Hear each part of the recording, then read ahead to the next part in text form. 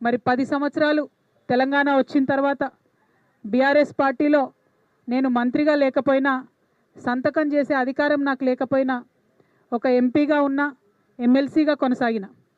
ఆనాడు చాలా సందర్భాలలో మిగతా అమరవీరుల కుటుంబాలకు ఎవరికైతే డబ్బులు అందలేదో వారికి ఇంకో రూపంగా డబ్బులు ఇవ్వాలని అంతర్గత వేదికల మీద అనేక సందర్భాల్లో నేను చెప్పడం జరిగింది.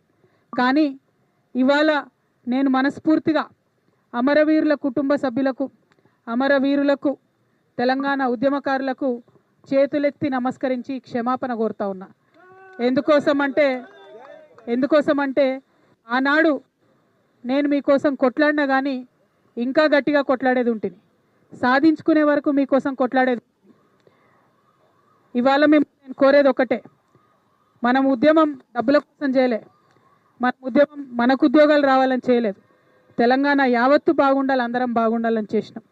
కాబట్టే ఇవాళ ఇక్కడ ఈ పవిత్రమైనటువంటి గడ్డ సాక్షిగా, ఈ అమరవీరుల స్తూపం సాక్షిగా నేను ప్రమాణం చేస్తూ ఉన్నాను. ప్రతి అమరవీరుల కుటుంబాలకి 1200 మంది కుటుంబానికి ₹1 కోటి ఇవ్వాలని ఈ ప్రభుత్వాన్ని నేను డిమాండ్ చేస్తూ ఉన్నాను. ప్రతి అమరవీరుల కుటుంబానికి